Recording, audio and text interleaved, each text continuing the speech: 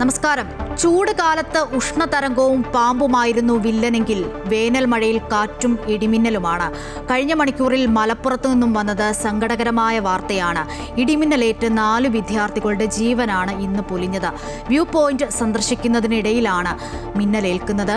വ്യാപക നാശനഷ്ടമാണ് പലയിടങ്ങളിലും സംഭവിച്ചുകൊണ്ടിരിക്കുന്നത്. അവധിക്കാലമാണ്. കുട്ടികളെയും കൂട്ടി വിനോദയാത്രയ്ക്കൊക്കെ പോകുന്നതാണ്. പ്രത്യേകം ശ്രദ്ധിക്കണം, കരുതലുണ്ടാകണം. ടോപ് 10ലേക്ക് എല്ലാ പ്രിയപ്പെട്ട പ്രേക്ഷകർക്കും സ്വാഗതം. ആദ്യം നോക്കാം പ്രധാന വാർത്ത.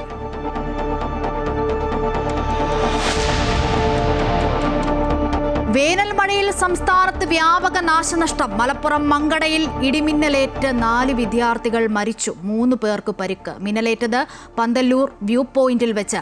മലപ്പുറം പൂക്കോട്ടൂരിൽ വെള്ളക്കെട്ടിൽ വീണ് 2 കുട്ടികൾക്ക് ദാരുണാന്ത്യം. പുനലൂരിൽ മണ്ണിടിഞ്ഞു വീണ് ലോറിയിൽ കുടുങ്ങിയ ആൾ മരിച്ചു. അടുത്ത 5 ദിവസം ഇടിമിന്നലോട് കൂടിയ മഴയ്ക്ക് സാധ്യത. കാലവർഷം ഈ ആഴ്ച അവസാനത്തോടെ ആൻഡമാൻ തീരത്തെത്തുമെന്ന് കാലാവസ്ഥാ നിരീക്ഷണ കേന്ദ്രം.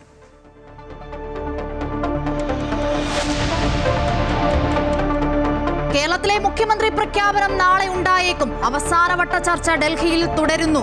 മുതിർന്ന നേതാക്കളോട് സംസാരിച്ച് രാഹുൽ ഗാന്ധി. തീരുമാനം വൈകുന്നതിൽ മുസ്ലിം ലീഗിന് കടുത്ത അതൃപ്തി. നാളെ രാവിലെ പാണക്കാട് അടിയന്തര നേതൃയോഗം ചേരും.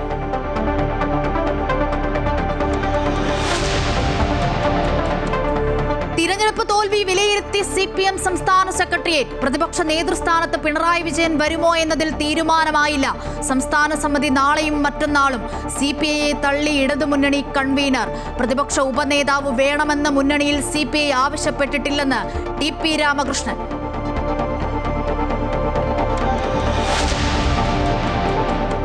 പെട്രോൾ ഡീസൽ പാചകവാതക വില ഉടൻ കൂട്ടിയേക്കും. ഗാർഹിക സിലിണ്ടറിന് 50 രൂപ വരെ കൂടും. ഇന്ധനവില 5 രൂപ കൂടും. നഷ്ടക്കണക്കുകൾ സർക്കാരിനെ അറിയിച്ച എണ്ണക്കമ്പനികൾ. ഊർജ്ജ പ്രതിസന്ധിയില്ലെന്നും എണ്ണക്കമ്പനികളുടെ നഷ്ടം സാധാരണക്കാരിൽ അടിച്ചേൽപ്പിക്കില്ല എന്നും കേന്ദ്രം.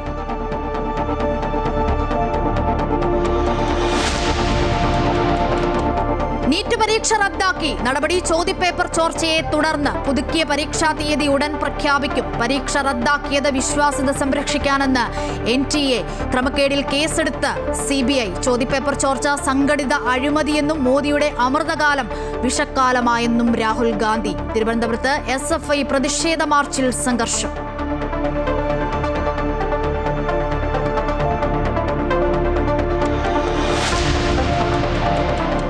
തമിഴ്നാട്ടിൽ വിജയുടെ ജോൾസിന് സർക്കാർ നിയമനം നൽകിയത് വിവാദത്തിൽ. റക്കീരാധൻ പണ്ഡിറ്റ് വെട്രിവേലിനെ നിയമിച്ചത് മുഖ്യമന്ത്രിയുടെ സ്പെഷ്യൽ ഡ്യൂട്ടി ഓഫീസറായി. ആരാധനാലയങ്ങൾക്കും സ്കൂളുകൾക്കും സമീപമുള്ള 717 മദ്യഷോപ്പുകൾ പൂട്ടാൻ നിർദ്ദേശം. TVKയുടെ JCD പ്രഭാകറെ സ്പീക്കറായി തിരഞ്ഞെടുത്തു. വിജയ്ക്ക് പിന്തുണ പ്രഖ്യാപിച്ച് AIADMK വേലുമണി പക്ഷത്തുള്ള 24 MLA മാർ. അസം മുഖ്യമന്ത്രിയായി സത്യപ്രതിജ്ഞ ചെയ്ത് ഹിമന്ത ബിശ്വ ശർമ്മ. ঈশ্বৰৰ নামত শপত লওঁ যে বিধিৰ দ্বাৰা স্থাপিত ভাৰতৰ সংবিধানৰ প্ৰতি মই প্ৰকৃত বিশ্বাস.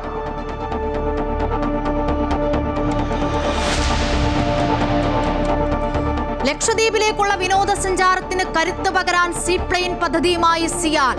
നാളെ മുതൽ 3 ദിവസം കൊച്ചിയിൽ നിന്നും പരീക്ഷണ പറക്കൽ നടത്തും. ഒരേ സമയം സഞ്ചരിക്കാനാകുക 20 പേർക്ക്.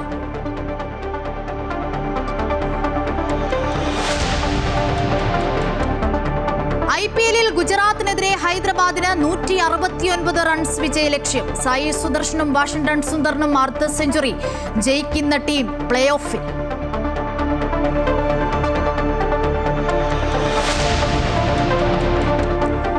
പവർ ഗ്രിഡ് കോർപ്പറേഷൻ കോഴിക്കോട് സബ്സ്റ്റേഷനിലെ ട്രാൻസ്ഫോർമറിൽ തകരാർ. കോഴിക്കോട്, വയനാട്, കണ്ണൂർ, കാസർഗോഡ് ജില്ലകളിൽ ഒരാഴ്ച ഭാഗികമായി വൈദ്യുതി മുടങ്ങും. ട്രാൻസ്ഫോർമർ ഷട്ട് ഡൗൺ ചെയ്യുമെന്നും തകരാർ പരിഹരിക്കാൻ 7 ദിവസം വേണമെന്നും KSCB.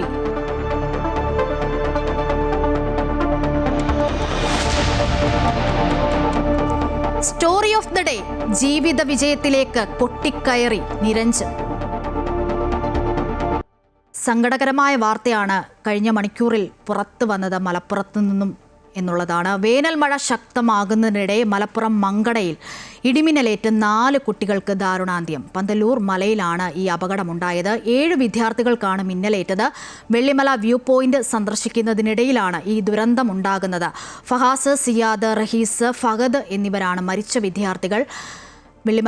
വെള്ളില സ്വദേശികളാണ് ഈ മരിച്ചവരെല്ലാം. 3 പേർ പരിക്കേറ്റ് ചികിത്സയിലാണ്. അപ്രതീക്ഷിതമായി പെയ്ത കനത്ത മഴയ്ക്കിടയിലാണ് ശക്തമായ മിന്നൽ ഉണ്ടാകുന്നത്. അപകടത്തിൽ പരിക്കേറ്റവരെ ഉടനെ തന്നെ നാട്ടുകാർ മഞ്ചേരി മെഡിക്കൽ കോളേജ് ആശുപത്രിയിൽ എത്തിച്ചുവെങ്കിലും 4 പേർ മരണത്തിന് കീഴടങ്ങുകയായിരുന്നു. പന്തല്ലൂർ കുരുങ്ങുംചോല വ്യൂ പോയിന്റിൽ വൈകിട്ട് 5:30ഓടെയാണ് അപകടമുണ്ടായത്. വെള്ളിമല സ്വദേശികളായ വിദ്യാർത്ഥികൾക്കാണ് ഇടിമിന്നലേറ്റത്. പുതുക്കുടി വീട്ടിൽ അലിയുടെ മകൻ റഹീസ്, ആലിക്കാപ്പറമ്പിൽ അസീസിന്റെ മകൻ സിയാദ്, കൂരിമണ്ണിൽ പുത്തൻ വീട്ടിൽ സെയ്തലവിയുടെ മകൻ ബഹാസ്, നിസാറിന്റെ മകൻ ഫഹദ് എന്നിവരാണ് മരിച്ചത്.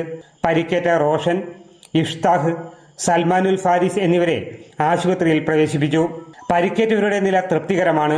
അല്ല, ഇടിമിന്നലാണ്. ഇടിമിന്നൽ പറ്റിയിട്ടുള്ള മരണമാണ്. ചിലരൊക്കെ ആ പാറിന്റെ മുകളിൽ നിന്ന് മറ്റു വീണിട്ട് മേലെ സ്ക്രാച്ചും കാര്യങ്ങളൊക്കെ ഉണ്ട്. സായാഹ്നങ്ങളിൽ നാട്ടുകാർ സ്ഥിരമായി എത്തുന്ന സ്ഥലമാണ് കുരുങ്ങുംചോല വ്യൂ പോയിന്റ്. നാട്ടുകാരാണ് മിന്നലേറ്റ് കിടന്നവരെ ആശുപത്രിയിൽ എത്തിച്ചത്. ഉടൻ തന്നെ CPR നൽകിയെങ്കിലും 4 പേരുടെ ജീവൻ രക്ഷിക്കാനായില്ല. മൃതദേഹങ്ങൾ മഞ്ചേരി മെഡിക്കൽ കോളേജിൽ നടപടികൾ പൂർത്തിയാക്കി. അമൃത ന്യൂസ്, മലപ്പുറം. മലപ്പുറത്ത് ഇന്ന് വീണ്ടും അപകടമുണ്ടായി. വെള്ളക്കെട്ടിൽ വീണ 2 കുട്ടികൾക്ക് ദാരുണാന്ത്യം. പൂക്കോട്ടൂരുവിലാണ് സംഭവമുണ്ടായത്. 4ഉം 7ഉം വയസ്സുള്ള കുട്ടികളാണ് മരിച്ചത്. സഹോദരങ്ങളുടെ മക്കളാണ് മരിച്ചത്. മേൽമുറി പടിഞ്ഞാറേമുക്ക് സ്വദേശി ചേർത്തൊടി അഫ്സലിന്റെ മകൻ ആദിൽ മിറാഷ്, ഭാര്യയുടെ അനിയത്തിയുടെ മകൻ മുഹമ്മദ് ഫൗസാൻ എന്നിവരാണ് മരണപ്പെട്ടത്. സംസ്ഥാനത്ത് അടുത്ത 5 ദിവസങ്ങളിൽ മഴ തുടരുമെന്ന് കേന്ദ്ര കാലാവസ്ഥാ വകുപ്പിന്റെ മുന്നറിയിപ്പ്. അതിനിടെ മഴയിൽ വ്യാപക നാശനഷ്ടമാണ് സംസ്ഥാനത്ത്. കൊല്ലത്ത് കോൺക്രീറ്റ് ഭിത്തി ഇടിഞ്ഞു വീണുണ്ടായ അപകടത്തിൽ ഒരാൾ മരിച്ചു. കോട്ടയത്ത് മരം കടപുഴകി വീണു. കാസർഗോഡ് ഇടിമിന്നലിലും നാശനഷ്ടം. ബംഗാൾ ഉൾക്കടലിൽ രൂപപ്പെട്ട ന്യൂനമർദ്ദത്തിന്റെ സ്വാധീന ഫലമായി വ്യാഴം വെള്ളി തീയതികളിൽ വടക്കൻ കേരളത്തിൽ ശക്തമായ മഴയെന്നാണ് പ്രവചനം. വ്യാഴാഴ്ച മലപ്പുറം, കോഴിക്കോട്, കണ്ണൂർ, കാസർഗോഡ് ജില്ലകളിലും വെള്ളിയാഴ്ച മലപ്പുറം, കോഴിക്കോട്, വയനാട് ജില്ലകളിലും ശക്തമായ മഴയുള്ളതിനാൽ യെല്ലോ അലർട്ടാണ് പ്രഖ്യാപിച്ചിട്ടുള്ളത്. അതേസമയം സംസ്ഥാനത്ത് കനത്ത മഴയിൽ വ്യാപക നാശനഷ്ടമുണ്ടായി. കൊല്ലം, പുനലൂർ, നെല്ലിപ്പള്ളിയിൽ ശക്തമായ മഴയെ തുടർന്ന് കോൺക്രീറ്റ് ഭിത്തി ഇടിഞ്ഞു വീണുണ്ടായ അപകടത്തിൽ ഒരാൾ മരിച്ചു. പിറവന്തൂർ വന്മള സ്വദേശി സിജു തോമസ് ആണ് മരിച്ചത്. കനത്ത മഴയെ തുടർന്നുണ്ടായ മണ്ണിടിച്ചിലിൽ ലോറിക്ക് മുകളിലേക്ക് സർവീസ് സ്റ്റേഷന്റെ കോൺക്രീറ്റ് ഭിത്തി പതിക്കുകയായിരുന്നു. ഫയർഫോഴ്സും പോലീസും ചേർന്നാണ് ക്യാബിനുള്ളിൽ നിന്ന് മൃതദേഹം പുറത്തെടുത്തത്. കോട്ടയം രാമപുരം മേഖലയിൽ കനത്ത മഴയിലും കാറ്റിലും വൻ നാശനഷ്ടമുണ്ടായി. രാമപുരം ഹൈസ്കൂളിന് മുകളിൽ വൻമരം കടപുഴകി വീണ് വ്യാപാര സ്ഥാപനങ്ങൾക്കും നാശനഷ്ടമുണ്ടായി. റോഡിലേക്ക് മരം വീണതിനെ തുടർന്ന് ഗതാഗതം പൂർണ്ണമായും സ്തംഭിച്ചു. കാസർഗോഡ് പടിപ്പിൽ വേനൽമഴയ്ക്കിടെയുണ്ടായ ഇടിമിന്നലിൽ വ്യാപക നാശനഷ്ടം. തട്ടുമൽ സ്വദേശികളായ ഗോപാലൻ രുക്മിണി ദമ്പതികളുടെ വീടിന് ഇടിമിന്നലേറ്റ് വലിയ തോതിൽ നഷ്ടം സംഭവിച്ചു. അമൃത ന്യൂസ്, തിരുവനന്തപുരം.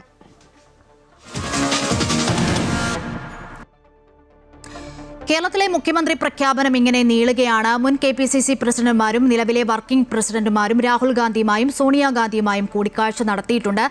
നിയമസഭാ കക്ഷി യോഗത്തിലെ ഭൂരിപക്ഷ അഭിപ്രായം നടപ്പിലാക്കണമെന്നാണ് നേതാക്കൾ ഹൈക്കമാൻഡിനോട് ആവശ്യപ്പെട്ടത്. പ്രഖ്യാപനം അധികം വൈകില്ല എന്നാണ് നേതാക്കൾ പറയുന്നത്. കൂടുതൽ വിവരങ്ങൾ ജിഷ്ണു കൃഷ്ണൻ നൽകും ഡൽഹിയിൽ നിന്നും. അതിനു മുൻപ് നേതാക്കളുടെ പ്രതികരണത്തിലേക്ക്. വെളുത്ത പുക പ്രതീക്ഷിക്കുകയാണ്. ഞാനതിന് പ്രത്യേക സമയം പറയുന്നില്ല. എത്രയും താമസം ഉണ്ടാകുമെന്ന് പ്രതീക്ഷിക്കുന്നു. വൈകലിനൊരു ചെറിയ മങ്ങലേറ്റിട്ടുണ്ട്. തെരഞ്ഞെടുപ്പ് കഴിഞ്ഞ് ജനവിധി വരുമ്പോൾ സ്വാഭാവികമായിട്ടും സാധാരണഗതിയിൽ ഒരാഴ്ചക്കുള്ളിലൊക്കെയാണ് വാസ്തവത്തിൽ ലീഡർമാരാണ് മുഖ്യമന്ത്രി ആരാണെന്ന് തീരുമാനിക്കുന്നത്. അധികം സമയം വൈകിട്ടില്ല. ഇനി ഒട്ടും വൈകാൻ പാടില്ല. ഘടകകക്ഷികൾക്ക് ഇതിൽ വലിയ കാര്യമില്ല. എന്താണെന്നറിയാമോ? കോൺഗ്രസിൻ്റെ ലീഡർ ആരാണെന്നുള്ളത് കോൺഗ്രസ് ആണ് തീരുമാനിക്കുന്നത്. അത് ഇന്നിപ്പോൾ കോൺഗ്രസ് പ്രസിഡന്റ് കൂടെ ഒക്കെ വന്നതിന് ശേഷം നേതൃത്വം തീരുമാനിച്ച് പ്രഖ്യാപിക്കേണ്ടതാണ്. അധികം വൈകില്ലെന്നാണ് വിശ്വസിക്കുന്നത്. അറിയില്ല, നമ്മളോടത്ത് ഇത്തരം കാര്യങ്ങൾ ഡിസ്കസ് ചെയ്യാനോ നമ്മൾ ആ ലെവലിലുള്ള ഒരാളല്ലല്ലോ. നമ്മളെ വിളിപ്പിച്ചു, ആ കൂടിക്കാഴ്ചയിൽ പങ്കെടുത്തു. വിവരങ്ങൾ വിശദാംശങ്ങൾ ജിഷ്ണു നൽകും ഡൽഹിയിൽ നിന്നും. ജിഷ്ണു, ഈ സൂചിപ്പിച്ച പോലെ തന്നെ തെരഞ്ഞെടുപ്പ് ഫലം വന്ന 9ാം ദിനം പിന്നിടുകയാണ്. ഇന്നിപ്പോൾ സോണിയാഗാന്ധിയുടെയും രാഹുൽ ഗാന്ധിയുടെയും വസതിയിലൊക്കെ മുതിർന്ന നേതാക്കളുമായി വിശാല ചർച്ചയായിരുന്നു. ഇന്നെങ്കിലും പ്രഖ്യാപനം ഉണ്ടാകുമെന്ന് കരുതി, അത് ഉണ്ടായില്ല. പഴി ഇങ്ങനെ കേൾക്കാതെ നാളെയെങ്കിലും മുഖ്യമന്ത്രിയെ പ്രതീക്ഷിക്കാമോ ജിഷ്ണു?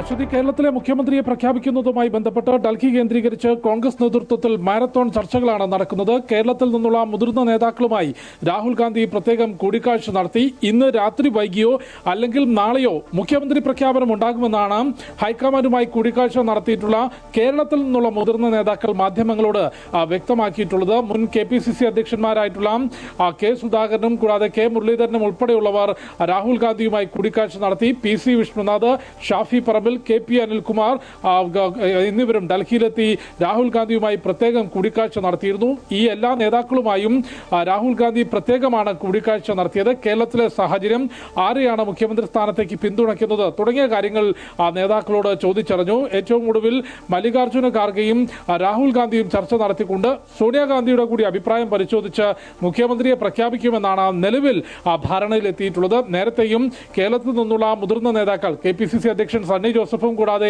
രമേശ് ചെന്നിത്തല, VD സതീശൻ, അതിൽ KC വേണുഗോപാലും ഉൾപ്പെടെ വിശദമായ ചർച്ച ഹൈക്കമാൻഡ് നടത്തി തീരുമാനം ഉടൻ പ്രഖ്യാപിക്കുമെന്ന് അറിയിച്ചിരുന്നെങ്കിലും പിന്നീടും പ്രഖ്യാപനം നീണ്ടുപോവുകയായിരുന്നു. തെരഞ്ഞെടുപ്പ് ഫലം പുറത്തുവന്ന് 8ാം ദിവസവും മുഖ്യമന്ത്രി ആരാകുമെന്ന ചോദ്യത്തിന് ഉത്തരം കണ്ടെത്താൻ കോൺഗ്രസ് നേതൃത്വത്തിന് സാധിക്കാത്തത് വലിയ വിമർശനം ഉയരുന്ന പശ്ചാത്തലത്തിലാണ് വീണ്ടും ഡൽഹിയിൽ കേരളത്തിൽ നിന്നുള്ള നേതാക്കളെ വിളിച്ചു വരുത്തിക്കൊണ്ട് രാഹുൽ ഗാന്ധി ചർച്ച നടത്തുകയും ഹൈക്കമാൻഡ് നേതൃത്വം തുടർച്ചയായി ഇത്തരം ചർച്ചകൾ നടത്തുന്നത്. നേരത്തെ ചൂണ്ടിക്കാട്ടിയതുപോലെ ഏറ്റവും ഒടുവിൽ മല്ലികാർജ്ജുന ഖാർഗെയും രാഹുൽ ഗാന്ധിയും ചേർന്നുകൊണ്ട് സോണിയാഗാന്ധിയുടെ അഭിപ്രായം കൂടി പരിശോധിച്ച് എത്രയും പെട്ടെന്ന് തന്നെ കോൺഗ്രസിന്റെ അല്ലെങ്കിൽ കേരളത്തിലെ മുഖ്യമന്ത്രിയെ പ്രഖ്യാപിക്കുമെന്നാണ് നിലവിൽ ലഭ്യമാകുന്ന സൂചന. ഘടകകക്ഷികളുമായി ഇതിനോടകം തന്നെ ഹൈക്കമാൻഡ് ടെലിഫോൺ വഴി ആശയവിനിമയം നടത്തിയിട്ടുണ്ട്. കോൺഗ്രസിന്റെ നിയമസഭാ കക്ഷി നേതാവിനെ അവർക്ക് തീരുമാനിക്കാമെന്നും ആ തീരുമാനം പ്രഖ്യാപിക്കുന്ന വേളയിൽ പരസ്യ പ്രതികരണങ്ങൾ ഉണ്ടാകില്ല എന്നൊരു നിലപാട് മുസ്ലിം ലീഗ് ഉൾപ്പെടെ ഹൈക്കമാൻഡിനെ അറിയിച്ചിട്ടുണ്ടെന്നാണ് മനസ്സിലാക്കുന്നത്. പ്രത്യേകിച്ച് KC വേണുഗോപാലിനാണ് ഇപ്പോഴും ഒരു സാധ്യത മുഖ്യമന്ത്രി സ്ഥാനത്തേക്കുള്ളത്. ഹൈക്കമാൻഡ് തലത്തിൽ നടന്നിട്ടുള്ള ചർച്ചകളും MLA-മാരുടെ പിന്തുണ കൂടുതലുള്ള KC വേണുഗോപാൽ കേരളത്തിലേക്ക് മുഖ്യമന്ത്രിയായി പോകട്ടെ എന്നാണ് ഹൈക്കമാൻഡിൽ പൊതുവായി നടന്നിട്ടുള്ള ചർച്ചയും പൊതുവായി ഉണ്ടായിട്ടുള്ള ധാരണയും. അത്തരത്തിലൊരു പ്രഖ്യാപനം നടത്തുകയാണെങ്കിൽ കോൺഗ്രസിനുള്ളിലും UDF-നുള്ളിലും പ്രശ്നങ്ങളോ അതൃപ്തിയോ പൊട്ടിത്തെറിയോ ഉണ്ടാകാതിരിക്കാനുള്ള സമവായ നീക്കങ്ങൾ നിലവിൽ നേതാക്കൾ ഇടപെട്ടുകൊണ്ട് നടത്തിയിട്ടുണ്ട്. മുസ്ലിം ലീഗുമായി ബന്ധപ്പെട്ടും അത്തരത്തിലുള്ള ആശയവിനിമയം നടത്തിയെന്നാണ് മനസ്സിലാക്കുന്നത്. ഏതായാലും മുഖ്യമന്ത്രി പ്രഖ്യാപനവും അതിന്റെ ചർച്ചകളും നീണ്ടുപോവുകയാണ്. ഏറ്റവും ഒടുവിൽ ഇന്ന് രാത്രി വൈകിയോ നാളെയോ പ്രഖ്യാപനം ഉണ്ടാകും എന്നുള്ളതാണ് കെ മുരളീധരനും PC വിഷ്ണുനാഥും ഉൾപ്പെടെയുള്ള നേതാക്കൾ രാഹുൽ ഗാന്ധിയുമായുള്ള കൂടിക്കാഴ്ചയ്ക്ക് ശേഷം മാധ്യമങ്ങളോട് പ്രതികരിച്ചിട്ടുള്ളത്. തങ്ങൾക്ക് പറയാനുള്ളത് രാഹുൽ ഗാന്ധിയെ അറിയിച്ചു. കേരളത്തിലെ രാഷ്ട്രീയത്തെ സംബന്ധിച്ച് നിലവിൽ നടക്കുന്ന പ്രശ്നങ്ങളെയും പ്രതിസന്ധികളെയും കുറിച്ച് വളരെ കൃത്യമായ അറിവ് രാഹുൽ ഗാന്ധിക്കുണ്ട് എന്നുള്ളതാണ് കെ മുരളീധരൻ വ്യക്തമാക്കിയത്. അതുകൊണ്ട് മുഖ്യമന്ത്രി പ്രഖ്യാപനം എപ്പോഴുണ്ടാകും എന്ന് രാഷ്ട്രീയ കേരളം ഉറ്റുനോക്കുകയാണ്. ഹൈക്കമാൻഡ് തലത്തിൽ മാരത്തോൺ ചർച്ചകളാണ് നടന്നിട്ടുള്ളത്. രാത്രി വൈകിയോ നാളെയോ പ്രഖ്യാപനം ഉണ്ടാകും. അശ്വതി, അതുതന്നെയാണ് ജിഷ്ണു സൂചിപ്പിച്ച പോലെ തന്നെ കേസിക്കാണ് സാധ്യത ഏറെ എന്നതാണ് ഡൽഹിയിൽ നിന്നും വരുന്ന റിപ്പോർട്ടുകൾ. നാളെയെങ്കിലും മുഖ്യമന്ത്രിയെ പ്രഖ്യാപിക്കും എന്നത് തന്നെയാണ് രാഷ്ട്രീയ കേരളത്തിന്റെ പ്രതീക്ഷ. വിവരങ്ങളാണ് ജിഷ്ണു നൽകിയത് ഡൽഹിയിൽ നിന്നും. അതേസമയം മുഖ്യമന്ത്രി പ്രഖ്യാപനം നീളുന്നതിൽ കടുത്ത അതൃപ്തിയിലാണ് മുസ്ലിം ലീഗ്.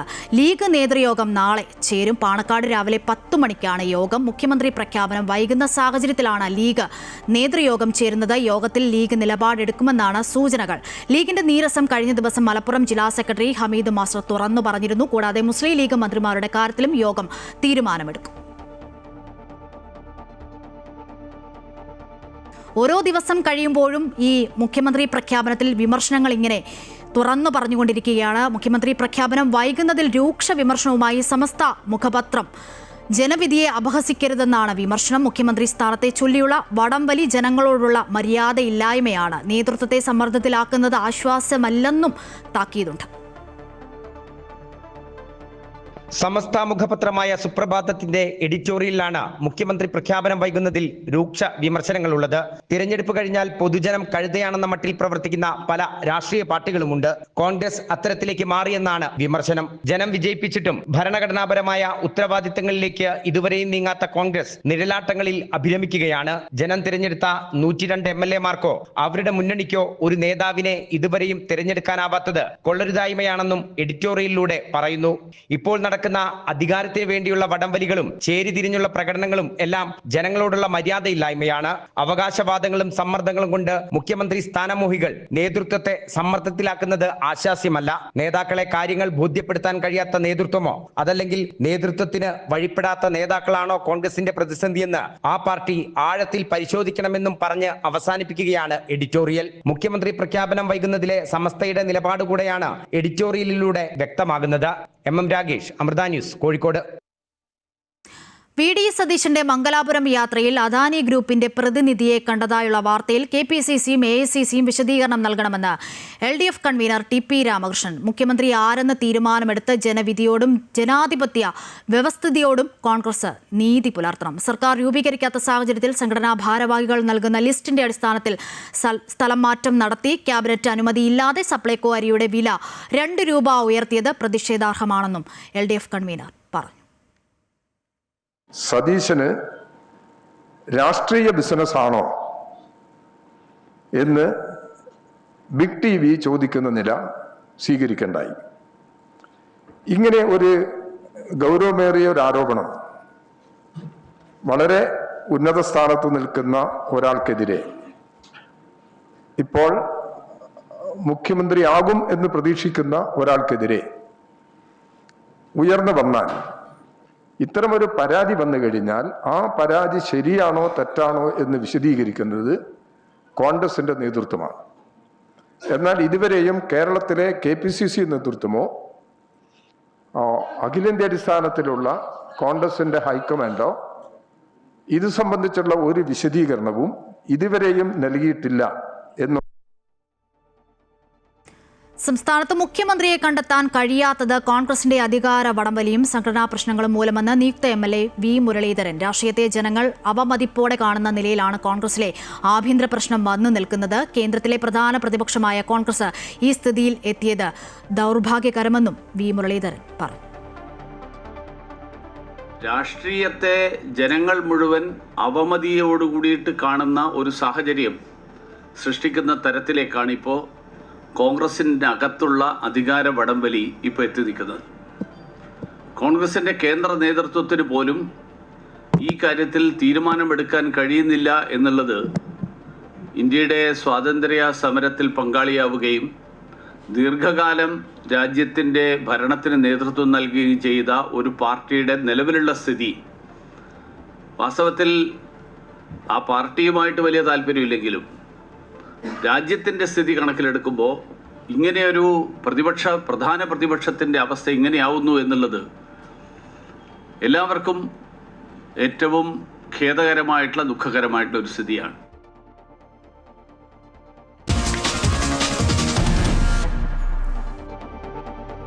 തിരഞ്ഞെടുപ്പ് തോൽവി വിലയിരുത്താൻ CPM നേതൃയോഗങ്ങൾ തുടരുകയാണ്. പ്രതിപക്ഷ നേതൃസ്ഥാനത്തേക്ക് പിണറായി വിജയൻ വരുമോ എന്നതിൽ അന്തിമ തീരുമാനം നേതൃയോഗത്തിന് ശേഷമുണ്ടാകും. എന്നാൽ കേരള ഘടകം തീരുമാനിക്കട്ടെ എന്ന പൊതു നിലപാടിലേക്ക് എത്തിയെങ്കിലും പിണറായി തുടരുന്നതിൽ PB അംഗങ്ങളിൽ ചിലർക്ക് വിയോജിപ്പുണ്ടെന്നാണ് വിവരം. അതിനിടെ പ്രതിപക്ഷ ഉപനേതൃസ്ഥാനം വേണമെന്ന് CPI പരസ്യമായി ആവശ്യപ്പെട്ടതിൽ CPM കടുത്ത അതൃപ്തിയിലാണ്. പക്ഷേ മുന്നണിയിൽ ഇക്കാര്യം CPI ആവശ്യപ്പെട്ടിട്ടില്ല എന്നാണ് LDF കൺവീനർ ടി.പി. രാമകൃഷ്ണൻ പറഞ്ഞത്. തിരഞ്ഞെടുപ്പിലേറ്റ കനത്ത ആഘാതമാണ് 3 ദിവസത്തെ CPM സംസ്ഥാന നേതൃയോഗങ്ങൾ വിശകലനം ചെയ്യുന്നത്. ഇന്ന് സംസ്ഥാന സെക്രട്ടേറിയറ്റാണ് ചേർന്നത്. നാളെയും മറ്റന്നാളും സംസ്ഥാന സമിതി ചേർന്ന് വിശദമായ ചർച്ചകളിലേക്ക് കടക്കും.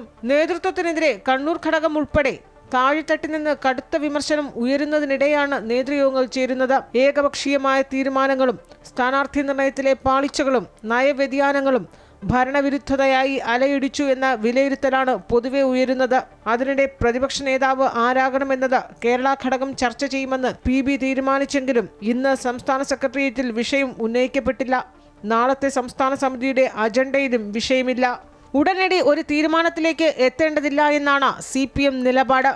എന്നാൽ കോൺഗ്രസ് മുഖ്യമന്ത്രിയെ ഉടൻ പ്രഖ്യാപിക്കുകയും സത്യപ്രതിജ്ഞ വേഗത്തിലാക്കുകയും ചെയ്താൽ തൊട്ടു പിന്നാലെ പ്രതിപക്ഷ നേതാവിനെ പ്രഖ്യാപിക്കാമെന്നാണ് CPMന്റെ തീരുമാനം. അതിനിടെ പ്രതിപക്ഷ ഉപനേതൃസ്ഥാനത്തിനായി CPI പരസ്യ പ്രതികരണം നടത്തിയതിൽ CPMനുള്ളിൽ കടുത്ത അതൃപ്തിയാണ് ഉയരുന്നത്. ഇടതുമുന്നണിയിൽ ഇക്കാര്യം CPI ആവശ്യപ്പെട്ടിട്ടില്ല എന്ന് കൺവീനർ വ്യക്തമാക്കി. ഇടതുപക്ഷ ജനാധിപത്യ മുന്നണി തീരുമാനിച്ചു പറയും ആരാണ് പ്രതിപക്ഷ നേതാവ് CPM ആണ് അത് തീരുമാനിക്കേണ്ടത്. ഉപനേതാവ് എന്നുള്ളത് അവരുടെ അഭിപ്രായം പറഞ്ഞു, അത്രേ കാര്യമുള്ളൂ. അങ്ങനെ എടുത്താൽ മതി. അത് ആശാവർക്കർമാരുടെ വിഷയത്തിൽ സർക്കാർ സ്വീകരിച്ച നിലപാടിനെതിരെ ബിനോയ് വിശ്വം പ്രതികരിച്ചതിലും CPM-നുള്ളിൽ വിയോജിപ്പുണ്ട്. പിണറായി വിജയൻ പ്രതിപക്ഷ നേതാവായി വരുന്നതിൽ CPI-യുടെ കേന്ദ്ര നേതൃത്വത്തിനും അഭിപ്രായ വ്യത്യാസമുണ്ട്. PB-യിൽ ചില അംഗങ്ങൾക്കും വിയോജിപ്പുണ്ടെന്നാണ് റിപ്പോർട്ട്. അമൃത ന്യൂസ്, തിരുവനന്തപുരം. NDA-യിലേക്കും കേരള കോൺഗ്രസ് ജോസഫ് വിഭാഗത്തിലേക്കുമുള്ള ക്ഷണം നിരസിച്ച് കേരള കോൺഗ്രസ് എം ഇടതുമുന്നണിയിൽ തന്നെ ഉറച്ചു നിൽക്കുമെന്ന് party general secretary Stephen George പറഞ്ഞു. CPM വോട്ടുകൾ മാത്രമല്ല ചോർന്നത്, കേരള കോൺഗ്രസ് എമ്മിന്റെ വോട്ടുകളും ചോർന്നിട്ടുണ്ടാകാമെന്നും സ്റ്റീഫൻ ജോർജ് വ്യക്തമാക്കി. നിയമസഭാ തെരഞ്ഞെടുപ്പിലെ സമ്പൂർണ്ണ പരാജയത്തിന് ശേഷം ശനിയാഴ്ച കോട്ടയത്ത് നടന്ന Kerala Congress M steering committee യോഗത്തിൽ CPM വോട്ടുകൾ ചോർന്നതായി ആരോപണം ഉയർന്നിരുന്നു. വോട്ടുകൾ ചോർന്നിട്ടുണ്ടെങ്കിൽ CPM പരിശോധിക്കണമെന്ന് ചെയർമാൻ ജോസ് കെ മാണി ആവശ്യപ്പെടുകയും ചെയ്തു. ഇതിന് പിന്നാലെയാണ് നിലപാടുമയപ്പെടുത്തി party general secretary Stephen George രംഗത്തെത്തിയത്. CPM-ന്റെ മാത്രമല്ല കേരള കോൺഗ്രസിൻ്റെ ഉൾപ്പെടെ ഇടത് വോട്ടുകൾ ചോർന്നിട്ടുണ്ട് എന്നാണ് പാർട്ടിയുടെ വിലയിരുത്തലെന്ന് സ്റ്റീഫൻ ജോർജ് പറഞ്ഞു. CPM ഉൾപ്പെടെയുള്ള ഇടതുപക്ഷ കക്ഷികളുടെ എല്ലാം വോട്ടുകൾ, അതാണല്ലോ എൻ്റെ അർത്ഥം. നമ്മൾ കാണുന്ന റിസൾട്ട് എന്താണ്? 99 സീറ്റ് ഉണ്ടായിരുന്ന LDF 35 സീറ്റിലോട്ട് മാറിയെന്ന് പറഞ്ഞാൽ നമുക്ക് കിട്ടിയ വോട്ട് അപ്പുറത്തെ മുന്നിലേക്ക് മാറാതെ സംഭവിക്കുകയില്ല. അത് കേരള കോൺഗ്രസിൻ്റെയും കാണും, പിന്നെ LDF-ൻ്റെയൊക്കെ കാണും, എല്ലാ പാർട്ടിയുടെയും കാണും. കുറച്ച് വോട്ട് പോയി എന്നുള്ള യാഥാർത്ഥ്യമാണ്. NDA-യിലേക്ക് പോകണം എന്ന തരത്തിൽ ഒരു ചർച്ചയും സ്റ്റിയറിംഗ് കമ്മിറ്റി യോഗത്തിൽ നടന്നിട്ടില്ലെന്നും സ്റ്റീഫൻ ജോർജ് വ്യക്തമാക്കി. ആരും പറഞ്ഞിട്ടില്ല, അങ്ങനെ ആലോചന പോലും ഇല്ല. എന്തിനാ അങ്ങനെ ഇപ്പോൾ ഒരു ചർച്ചയുടെ ആവശ്യമില്ലല്ലോ. സ്റ്റിയറിംഗ് കമ്മിറ്റി വിലയിരുത്ത കാര്യങ്ങൾ മുന്നോട്ട് LDF നിന്നുകൊണ്ട് എങ്ങനെ മുന്നോട്ട് പോകണം, എന്തെല്ലാം കാര്യങ്ങൾ ചെയ്യണം, നമ്മുടെ ജില്ലാ കമ്മിറ്റികളെല്ലാം കൂടാൻ തീരുമാനിച്ചു. താഴോട്ട് മണ്ഡലം കമ്മിറ്റി വരെ എല്ലാ കമ്മിറ്റികളും ചേരാനും ഒക്കെ തീരുമാനിച്ചു. പാർട്ടിയുടെ നേതാക്കളെ ചുമതലപ്പെടുത്തി. ആലോചനയില്ലാത്ത സമയത്ത് ക്ഷണിച്ചിട്ടപ്പം അവർക്ക് താല്പര്യം കാണും, നമ്മളത് നിഷേധിക്കാനൊന്നും കഴിയില്ല. അവിടെ ഓരോ താല്പര്യങ്ങളുണ്ടല്ലോ. NDA-യിലേക്കോ UDF-ലേക്കോ പോകില്ല, LDF-ൽ തന്നെ ഉറച്ചു നിൽക്കും.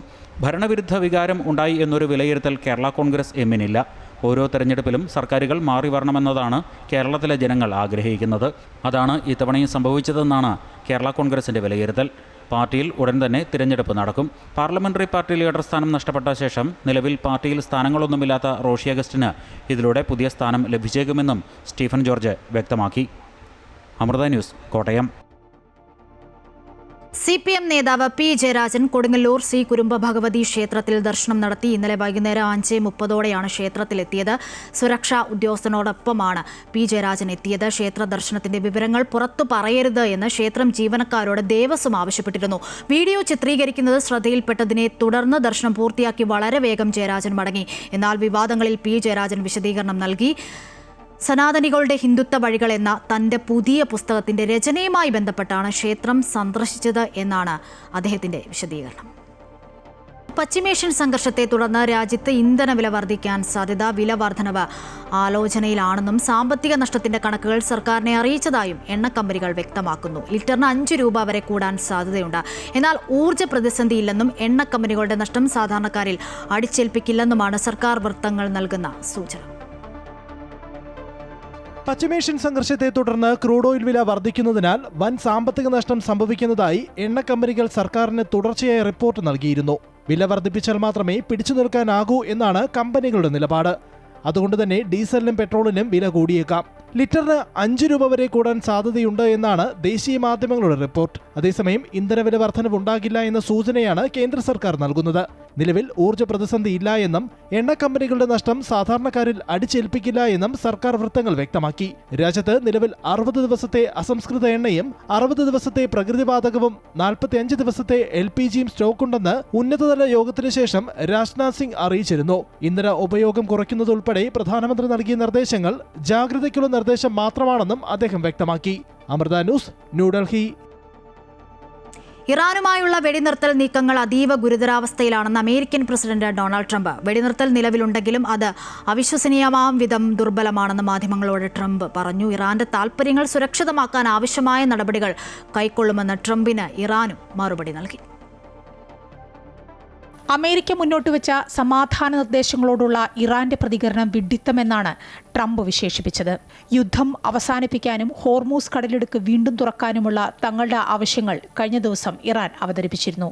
അതിനെ തള്ളിക്കൊണ്ടാണ് ട്രംപിന്റെ പ്രതികരണം. ഇറാന്റെ ആവശ്യങ്ങൾ ട്രംപ് തള്ളിയതോടെ 10 ആഴ്ചക്കാലമായി തുടരുന്ന പശ്ചിമേഷ്യൻ സംഘർഷം നീണ്ടുപോകുമെന്നും ഹോർമൂസ് കടലിടുക്കിലൂടെയുള്ള കപ്പൽ ഗതാഗതത്തെ ഇത് കാര്യമായി ബാധിക്കുമെന്നുമുള്ള ആശങ്ക ശക്തമായിരിക്കുകയാണ്. അതേസമയം ഇറാന്റെ താൽപര്യങ്ങൾ സുരക്ഷിതമാക്കാൻ ആവശ്യമായ ഏത് വിധത്തിലുള്ള പ്രവർത്തനവുമായി മുന്നോട്ടു പോകുമെന്ന് ഇറാൻ വിദേശകാര്യ മന്ത്രാലയ വക്താവ് ഇസ്മായിൽ ബഖായി പറഞ്ഞു. ടെഹ്റാന്റെ നിർദ്ദേശങ്ങൾ ഉത്തരവാദിത്വപരവും ഉദാരപരവുമാണെന്നാണ് ബഖായിയുടെ വിശദീകരണം. ലെബനനിൽ ഹിസ്ബുള്ളക്കെതിരായ ഇസ്രായേൽ ആക്രമണം അവസാനിപ്പിക്കുക, ഇറാനിയൻ തുറമുഖങ്ങളുടെ US നാവിക ഉപരോധം നിർത്തലാക്കുക, ഇറാനെതിരെ കൂടുതൽ ആക്രമണങ്ങൾ നടത്തില്ലെന്ന് ഉറപ്പു നൽകുക തുടങ്ങിയ നിർദ്ദേശങ്ങളാണ് ഇറാൻ മുന്നോട്ട് വച്ചിരുന്നത്. യുദ്ധനഷ്ടത്തിന് നഷ്ടപരിഹാരം നൽകണമെന്ന ആവശ്യവും ഹോർമൂസ് കടലിടുക്കിന് മേലുള്ള ഇറാനിയൻ പരമാധികാരത്തിന് ഊന്നൽ നൽകണമെന്ന ആവശ്യവും ഇതിൽ ഉൾപ്പെടുന്നുവെന്നാണ് report. News desk Amrita news. പശ്ചിമേഷ്യൻ സംഘർഷങ്ങളുടെ പശ്ചാത്തലത്തിൽ ആഗോള ഊർജ്ജ പ്രതിസന്ധി രൂക്ഷമായിരിക്കുന്ന സാഹചര്യത്തിൽ ഇറാൻ വിദേശകാര്യമന്ത്രി അബ്ബാസ് അരാക്ചി ഇന്ത്യ സന്ദർശിക്കുന്നു. മെയ് 14, 15 തീയതികളിൽ ഡൽഹിയിൽ നടക്കുന്ന ബ്രിക്സ് ഉച്ചകോടിക്ക് മുന്നോടിയായുള്ള യോഗത്തിൽ അദ്ദേഹം പങ്കെടുക്കും. ഇക്കാര്യം ഇന്ത്യയിലെ ഇറാൻ എംബസി സ്ഥിരീകരിച്ചു. നിലവിലെ യുദ്ധ സാഹചര്യം യോഗത്തിൽ ചർച്ചയാകും. വിദേശകാര്യമന്ത്രി എസ് ജയശങ്കറുമായും മറ്റ് അംഗരാജ്യങ്ങളിലെ പ്രതിനിധികളുമായും അരാക്ചി ഉഭയകക്ഷി ചർച്ചകൾ നടത്തും. ഈ വർഷം സെപ്റ്റംബറിൽ ഇന്ത്യയിൽ വെച്ച് നടക്കാനിരിക്കുന്ന 18ാമത് ബ്രിക്സ് ഉച്ചകോടിയുടെ മുന്നോടിയായാണ് വിദേശകാര്യമന്ത്രി തല യോഗം സംഘടിപ്പിക്കുന്നത്.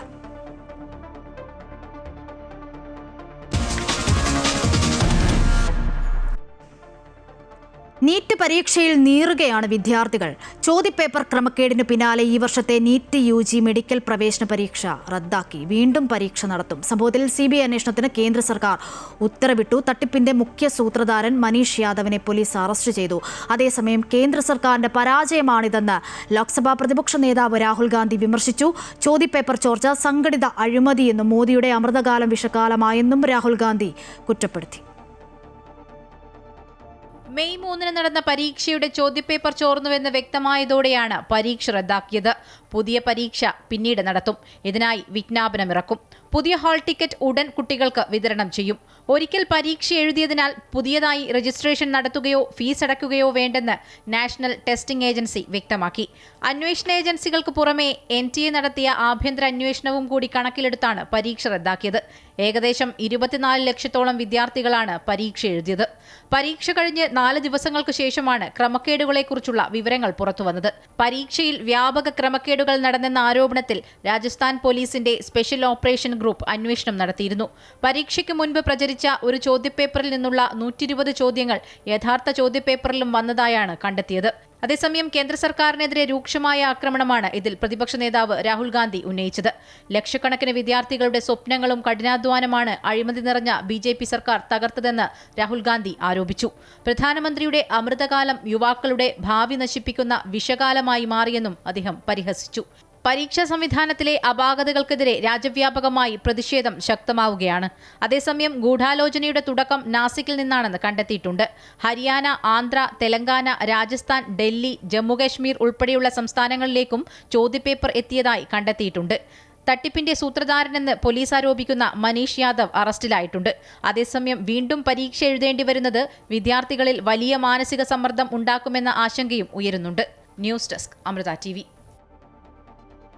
നീറ്റ് പരീക്ഷാ ക്രമക്കേടിൽ നാഷണൽ ടെസ്റ്റിംഗ് ഏജൻസി പിരിച്ചുവിടണമെന്നാവശ്യപ്പെട്ട് തിരുവനന്തപുരം AGS ഓഫീസിലേക്ക് SFI നടത്തിയ മാർച്ചിൽ സംഘർഷം. ബാരിക്കേഡ് തകർക്കാൻ ശ്രമിച്ചതോടെ പോലീസ് ജലപീരങ്കി പ്രയോഗിച്ചു. AGS ഓഫീസിന്റെ ഗേറ്റ് തകർത്ത പ്രവർത്തകർ ഓഫീസിലേക്ക് കയറാൻ ശ്രമിക്കവേ പോലീസ് ലാത്തിവീശി. തുടർന്ന് പോലീസ് നടപടിയിൽ പ്രതിഷേധിച്ച് പ്രവർത്തകർ കണ്ടോൺമെന്റ് പോലീസ് സ്റ്റേഷനിലേക്കും മാർച്ചും ധർണയും നടത്തി. പോലീസുമായി വാക്കേറ്റമുണ്ടായി എങ്കിലും സംസ്ഥാന നേതാക്കൾ ഇടപെട്ട് പ്രവർത്തകരെ പിന്തിരിപ്പിച്ചു.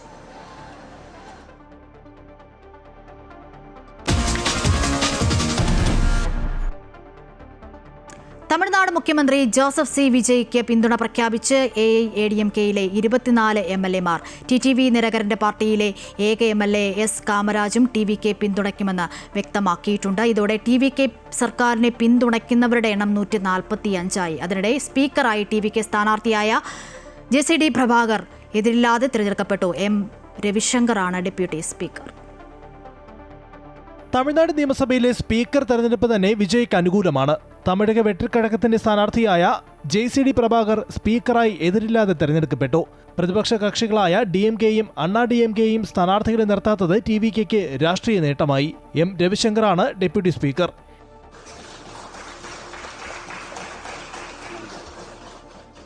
അതിനിടെ തിരുപ്പത്തൂർ MLA ശ്രീനിവാസ സേതുപതി നിയമസഭാ നടപടികളിൽ പങ്കെടുക്കരുത് എന്ന് മദ്രാസ് ഹൈക്കോടതി ഉത്തരവിട്ടു. ഒറ്റ വോട്ട് തോൽവിയിലെ DMK ഹർജിയിലാണ് ഉത്തരവ്. ശ്രീനിവാസ സേതുപതി വിശ്വാസ വോട്ടെടുപ്പിൽ പങ്കെടുക്കരുത് എന്നും കോടതി ഇടക്കാല ഉത്തരവ് പുറപ്പെടുവിച്ചിട്ടുണ്ട്. അതേസമയം തമിഴ്നാട് മുഖ്യമന്ത്രി വിജയ്ക്ക് പിന്തുണ പ്രഖ്യാപിച്ച് അണ്ണാ DMKയിലെ 24 MLAമാർ രംഗത്ത് വന്നു. TTV ദിനകരന്റെ പാർട്ടിയിലെ ഏക MLA S. കാമരാജും TVKയെ പിന്തുണയ്ക്കുമെന്ന് നിയമസഭയിൽ പറഞ്ഞു. ഇതോടെ TVK സർക്കാരിനെ പിന്തുണയ്ക്കുന്നവരുടെ എണ്ണം 145ആയി. അതേസമയം സഭയിലെ എല്ലാ അംഗങ്ങളെയും ഭരണ പ്രതിപക്ഷ വ്യത്യാസമില്ലാതെ ഒരുമിച്ച് നിർത്തുമെന്നും തുല്യ അവകാശം ഉറപ്പുവരുത്തുമെന്നും നിയമസഭയിലെ തന്റെ കന്നി പ്രസംഗത്തിൽ മുഖ്യമന്ത്രി വിജയ് പറഞ്ഞു. அந்த பதவி ஏற்றுள்ள தங்கள் இருவராலும் காப்பாற்றப்படும் என்னும் நம்பிக்கையை மீண்டும் தெரிவித்து என் உரையை நிறைவு செய்கிறேன். நன்றி, வணக்கம். സത്യപ്രതിജ്ഞയ്ക്ക് പിന്നാലെ വിജയുടെ സുപ്രധാന ഉത്തരവും ജനശ്രദ്ധ ആകർഷിക്കുകയാണ്. 717 മദ്യശാലകൾ അടച്ചുപൂട്ടാനാണ് ഉത്തരവ്. സ്കൂളുകൾക്ക് സമീപമുള്ള 186, ആരാധനാലയങ്ങൾക്ക് സമീപമുള്ള 276, ബസ് സ്റ്റാൻഡിനടുത്തുള്ള 255 മദ്യശാലകളാണ് അടച്ചുപൂട്ടുന്നത്. 2 ആഴ്ചയ്ക്കകം അടച്ചുപൂട്ടണം എന്നാണ് ഉത്തരവ്. തമിഴ്നാട്ടിൽ ആകെ 4765 ടാസ്മാസ് ഔട്ട്ലെറ്റുകളുണ്ട്. അതിൽ 717 എണ്ണമാണ് പൂട്ടുക. മുഖ്യമന്ത്രിയാകുമെന്ന് ഉറപ്പായപ്പോൾ തന്നെ മദ്യശാലകളുടെ കണക്കെടുക്കാനുള്ള അനൌദ്യോഗിക നിർദ്ദേശം വിജയ് നൽകിയിരുന്നു. പൊതുജന താൽപര്യാർത്ഥമുള്ള നടപടി എന്നാണ് ഈ ഉത്തരവിൽ പറയുന്നത്. News desk Amrita news. Tamil Nadu മുഖ്യമന്ത്രി വിജയുടെ ജോത്സ്യനായ റിക്കി രാധൻ പണ്ഡിറ്റ് വെട്രിവേലിനെ മുഖ്യമന്ത്രിയുടെ സ്പെഷ്യൽ ഡ്യൂട്ടി ഓഫീസറായി നിയമിച്ചു. വിജയ് അധികാരത്തിൽ വരുമെന്ന് 1 വർഷം മുൻപ് പ്രവചിച്ചത് റിക്കി രാധനാണ്. തെരഞ്ഞെടുപ്പുമായി ബന്ധപ്പെട്ട റാലികളിലും മറ്റും വിജയുടെ കൂടെ പങ്കെടുത്ത വ്യക്തി കൂടിയാണ് ഇദ്ദേഹം. TVKയുടെ പേര് വിജയുടെ ജനന വിവരങ്ങളുമായി പൊരുത്തപ്പെടുന്നുണ്ടെന്നും പാർട്ടി ഉന്നത വിജയം കരസ്ഥമാക്കുമെന്നും റിക്കി പ്രവചിച്ചിരുന്നു.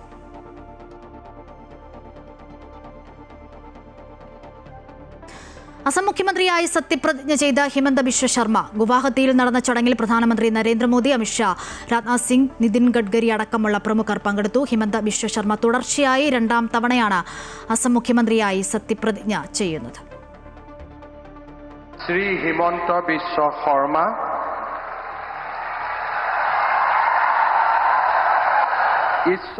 അസം ഗവർണർ ലക്ഷ്മൺ പ്രസാദ് ആചാര്യ ഹിമന്ത ബിശ്വ ശർമ്മയ്ക്ക് സത്യവാചകം ചൊല്ലിക്കൊടുത്തു.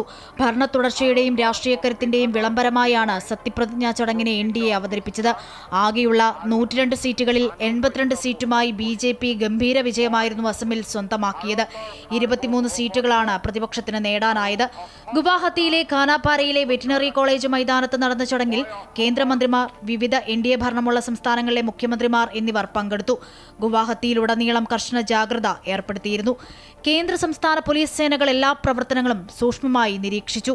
തുടർച്ചയായി 3ാം തവണയാണ് NDA സർക്കാർ അസമിൽ അധികാരത്തിലെത്തുന്നത്. ഹിമന്ത ബിശ്വ ശർമ്മയുടേത് 2ാം തവണയും.